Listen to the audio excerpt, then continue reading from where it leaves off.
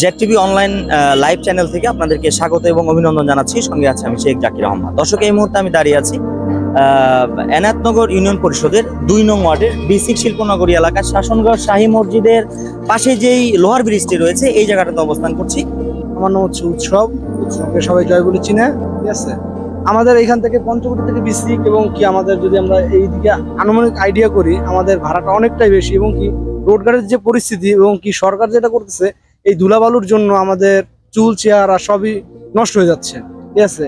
এবং কি কোনো জাম লাগলে কোনো ট্রাফিক পুলিশ বা আমাদের সরকার থেকে কোনোভাবে এটা মানে যে জামটাকে ছুটাই দিবে এটার কোনো নির্দিষ্ট তারা নিজেরা কোনো দায়িত্ব নিচ্ছে না। তারা কি করতেছে, তারা বসে বসে চা খাচ্ছে, তারা কি করে সিগারেট খাচ্ছে, মানে আড্ডা দিতেছে। তারা একজন ট্রাফিক পুলিশ যদি আড্ডা দেয় তাহলে সাধারণ মানুষ যদি ট্রাফিক জুড়ে দেয় তাহলে পুলিশের দরকার কি? আমাদের বাংলাদেশের পুলিশের কোনো প্রয়োজন নাই। আমরা মনে করি সরকারের তাহলে কোনো প্রয়োজন নাই। এই যে আমাদের এই এত বছর ধরে এই রাস্তাটা পড়ে আছে কিসের জন্য? একবার শুধু শুধু এই যে কাজ করতেছে, মানুষ কাজ করতেছে 2 ঘন্টা, ঘুমাচ্ছে 18 ঘন্টা। এটা কোনো কাজ হলো? তাহলে এই কাজটা কমপ্লিট হয়ে যাওয়ার কথা অনেক দিন আগে, বাট হচ্ছে না। এখান থেকে এখন ভাড়া বেশি, যেখানে 5 টাকা ভাড়া 10 টাকা। কেন? পাবলিক মানুষ চাকরি করে 8,000 9,000 টাকা বেতন পায়। যদি তাদের স্যালারি থেকে 3,000 টাকা যদি তাদের বেতনে দেওয়া যায়, মানে ভাড়ায় লাগে, তাহলে এটা কিভাবে সম্ভব হয়? এটা তো অসম্ভব একটা বিষয়।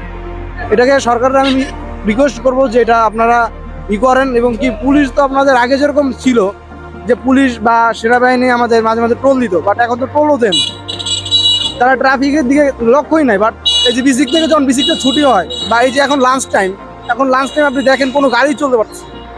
মানুষ বাসায় যাবে কিভাবে, খাওয়া দাওয়া করবে কখন, আসবে কখন, কোনো ঠিক নেই এটা। এই যে আমরা গাড়ি চালাই আমরা বুঝি, আমরা কোম্পানি চাকরি করি, আমরা গাড়ি নিয়ে ঢুকতেই পারি না। এগুলো কিসের জন্য? এই যে বড় বড় ডিস্ট্রিক্টগুলো ছাড়াই দিচ্ছে কিসের জন্য? এরা কি টাকা খাচ্ছে?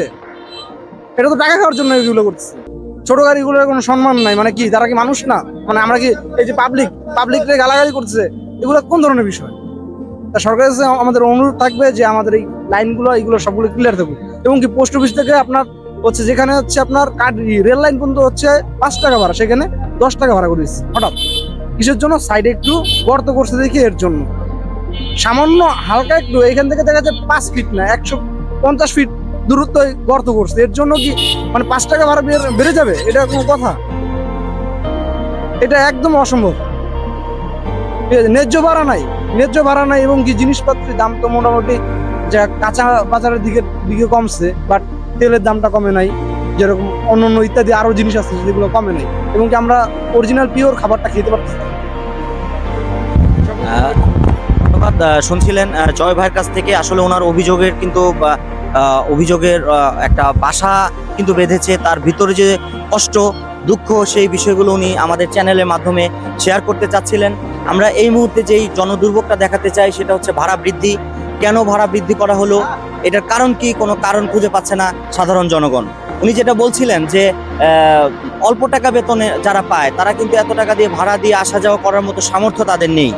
তো এক্ষেত্রে অবশ্যই তাদের দাবি জানাচ্ছে তারা যে দ্রুত এটার ভাড়াটা কমিয়ে আগের পর্যায়ে আনা হোক, সহনশীল করা হোক, তারাও বেঁচে থাকুক, আমরাও বেঁচে থাকি, এটাই হচ্ছে তাদের মূল দাবি। তো আজ এই শাসনগড় শাহী মসজিদ থেকে যুক্ত ছিলাম আমি শেখ জাকির আহমদ।